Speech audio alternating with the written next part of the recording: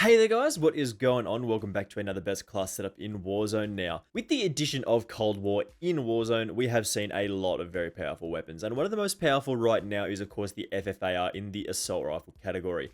Now why you should use the FFAR is because mostly it does a very good amount of damage and it has a very fast time to kill with its pretty fast rate of fire. Also, it is a great combination weapon if you are looking to use something like a sniper or something like a little bit longer range. This can be your close range option. Just before we do get into our best FFAR class setup here, make sure you do hit that subscribe button with those notifications turned on. I do very much appreciate it and it does very much help me out. We are, of course, looking for 5,000 subscribers very soon and 10,000 by the end of the year. So if you could help me achieving that goal, I would massively appreciate it. Anyway, let's just jump straight into our best FFAR1 class setup here because this thing absolutely shreds in this game. So as usual, we do have the timestamps on the video's loading bar and in the description. So if you are looking for something specific, make sure you do go check that out. But of course, we're going to start with our secondary here. Now, as I said, you can use this with an overkill class setup and then use something a little bit longer range like a sniper or something similar. But as we do like running around with a Kimbo pistol, we are going to run around with the Renetti here today. So we are including the Monolithic Suppressor, the 5mm laser, the lightweight trigger, the 27 round mags, and of course the Akimbo perk. This does give us a very powerful close range option. I think this still is a little bit less powerful than the dual wield Diamantes, but it is what it is. You can choose this if you do prefer. But as I said, you can take like overkill and a better, powerful, more primary weapon. In the perks, we are going for double time here to increase the duration of our tactical sprint, as well as our crouch movement speed by 30%, which is really nice. You can of course take EOD as well and cold-blooded as other options. In the perk 2 slot, we are going for Ghost to stay off of those UAVs, but as I did mention, you can take Overkill and run something like an M82, a Kar98K, something for longer distance fighting as well. And then the perk 3 slot, Amp, being able to switch between our weapons, and if you do come across a rocket launcher, being able to reload that very quickly is a really nice option in this game. As for our lethal, we want that Thermite right now, but you can take a Semtex, you can take a C4, you can take pretty much whatever you do prefer. I like the Semtex because there is still occasionally those people who do run around with the riot shields being an absolute terror. Chuck it at them and they will die immediately. And then the tactical slot, we're still going for that heartbeat sensor because it's just such a powerful piece of equipment to be able to see exactly where people are if they aren't running Ghost. Now, for the primary weapon, we're going to do this a little bit differently. Normally, we do have all the attachments on the screen at the start, but we're going to build this as we go. So starting off here, we want that Task Force barrel. Basically what this does is it gives us a bit more effective damage range as well as increasing our bullet velocity. Stats on this are of course scuffed as many of them, and this doesn't give us as much damage range as the reinforced heavy barrel, but this does also help our recoil control. It lines it up a little bit better, which makes it easier for us to hit our shots. It does say that it does minus those stats, but ignore that. This also affects our recoil control. Then we are going to go with the muzzle slot. We're going to go with that agency suppressor. This does give us sound suppression damage range as well as a 10% increase to our vertical recoil control, I believe what I've seen on some of these statistic websites. So the agency suppressor is always a good option here. Then of course we move to the underbarrel now. You do have two choices here, and I'm not sure if this is still a thing or not, but the Bruiser Grip is supposed to give us a massive boost to our recoil control. This does help vertical recoil control significantly. This might have got changed very recently, so you can always use the Field Agent Grip, which does work with this as well. So you can pretty much take whatever you do prefer in this slot out of these two options. In the ammunition slot, we are going for the Salvo 50 round fast mag, of course getting that most amount of bullets to fire and a very fast reload speed. This does impact our aim down sight speed, but in Warzone, that's not a super relevant statistic here. And then lastly, we have two options. Now, a lot of people are running around with the Raider stock because this actually is a fairly broken attachment in this game. This does provide us with some shooting movement speed, which is not a statistic that we've seen in Warzone before and did get added in the Cold War patch. But basically, it's when you do start firing your weapon, you take off like a rocket and you move very, very quickly here, which is pretty crazy. So you can take the Raider stock, or another choice that we can go with here is, of course, the Silex Holo Scout, which basically means we can see a very nice clear sight picture as well as giving us an increase to our zoom, meaning the recoil that we do get from our weapon is a little bit less magnified. It means we're able to hit our shots much more easily. So you can pretty much take whatever you do prefer in this last slot. I like the Silex Holo Scout, but again, as I said, the Raider stock if we are playing at close range. For example, if you do have something like an M82 or a larger sniper, you can take a Raider stock and use this as a close range option. So as we normally do with this one, we're just going to jump into some gameplay here and have an excellent time. We're going to show off what this thing can do. We might jump into some plunder. We'll see what we get up to here. Some days in Warzone, it just don't happen for you, lads. Like, sometimes in the Warzone, it just ain't happening for you. Like, that's just the way it goes sometimes. So we jump into plunder, and we try and show off what this weapon can actually do, because, I mean, we're struggling to... Hang on a minute. Yeah, nah.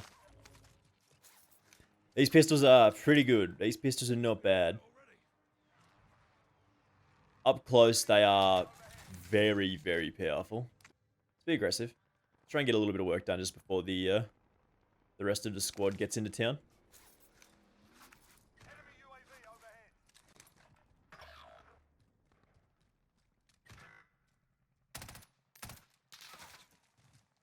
Ugh.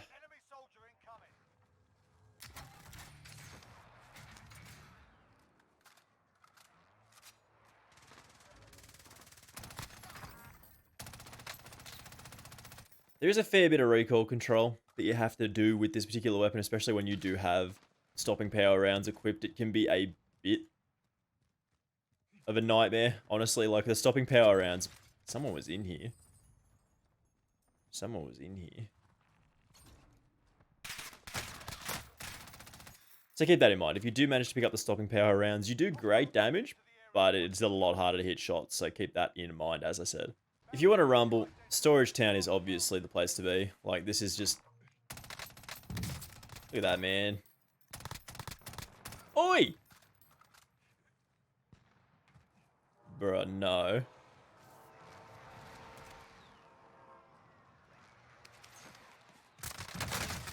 Oh my god.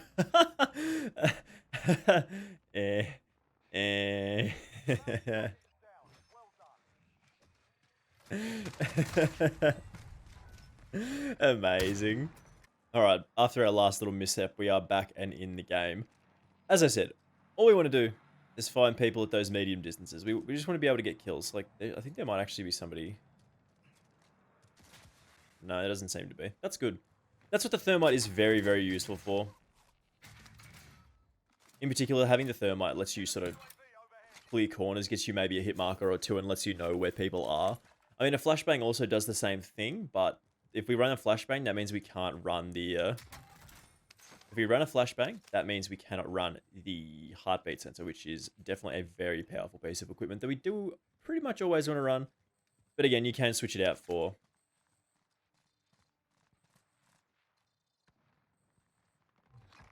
Just gonna... You.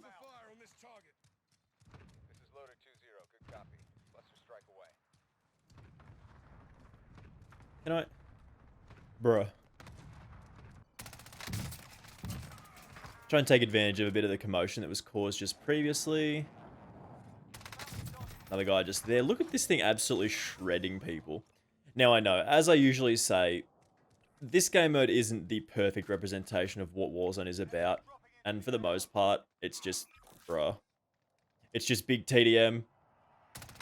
But, it's still... Oh. It's still fairly close, honestly. Like, it's still not too far away.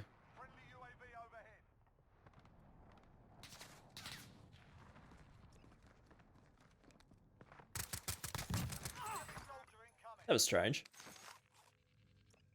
That was pretty weird.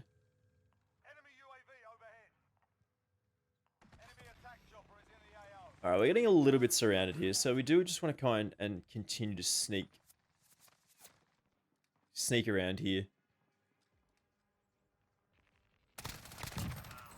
But if we are in these close distances, boys, we absolutely dominate. Enemy soldier incoming. Allied cluster strike inbound. You just have such a hilariously fast time to kill. There's not really much that can compete at these distances. Like, you can get your SMGs and stuff like that as well that will also do a fairly good job at close range and sort of medium distances. But I mean, the FFAR1 just has such a very, very fast time to kill. It's just good, man. Like, it is just good. That guy got around the corner. There he is. Amazing. We should actually also be able to sneak up on these dudes here.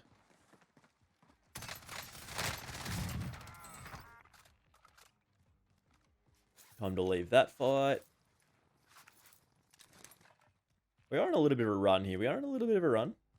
This area seems to be working quite well for us to just sort of pry and sneak around in. Definitely saw us. That is a little unfortunate. It is a touch unfortunate. I think we missed probably 1 or 2 shots there. 1 or 2 shots at very close range. Yeah, he was a 1 shot. 1 shot against a MAC-10 at very close range. You're not going to outgun most things. But as I mentioned earlier, if you are planning on using the FFAR at close range, say you are having that sort of longer distance weapon as well. You got like an M82 or a bigger sniper as well. You can also include something like the Raider stock. You can drop off the Silix Hollow Scope or whatever it's called and take up the Raider stock, because it basically means you can move around the map very quickly while you are shooting, which does feel kind of strange, but it does take some getting used to, but it absolutely allows for pretty insane movement. Like, you move around the map very, very quickly. Let's go have a look.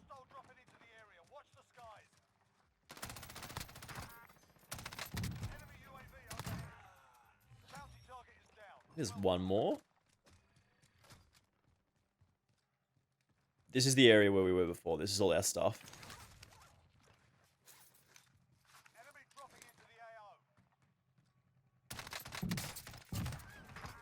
Little bursts to keep the weapon nice and accurate. I mean, we didn't have to. We could have just sprayed that guy down, but the little bursts do hello.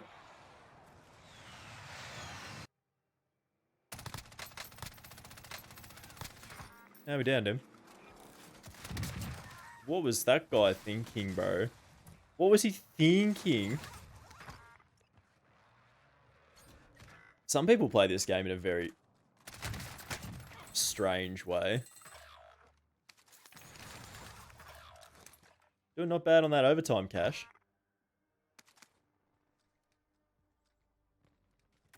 Oh boy.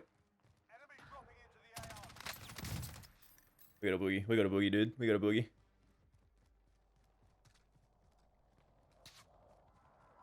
Now is not the time, giant dwarf.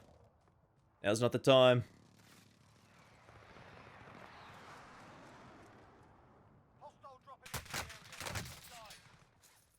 Come on. Found a bag here.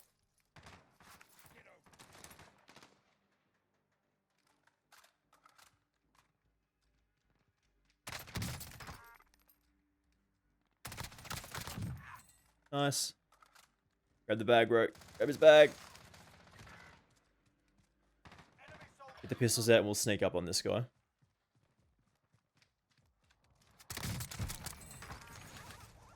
Bruh. We absolutely killed it right at the end there. We got so many kills. We get the... Nah. Alright.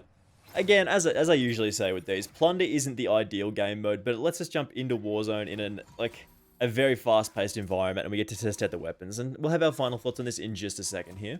As you saw there, guys, the FFAR1 is still a fantastic weapon in this game, man. It just absolutely shreds people at those medium distances. I would actually be looking at this to get nerfed in the upcoming days. When the patch does drop on the 25th/26th, depending on where you do live, this is probably going to be something that they're taking a look at, maybe reducing like the damage numbers or maybe the fire rate or something like that, increasing the recoil and so on.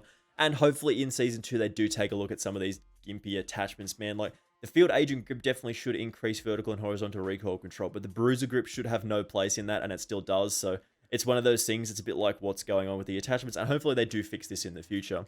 Anyway, guys, hopefully you did enjoy this one. If you did, make sure you do hit that subscribe button with those notifications turned on. I massively appreciate all of you who do take the time to click that button. We are looking for 5,000 subscribers hopefully very soon, as well as having 10,000 subscribers by the end of the year. So if you could help me out, make sure you hit that subscribe button. Anyway, as I said, thank you very much for watching this one, and I will see you in the next video. Bye!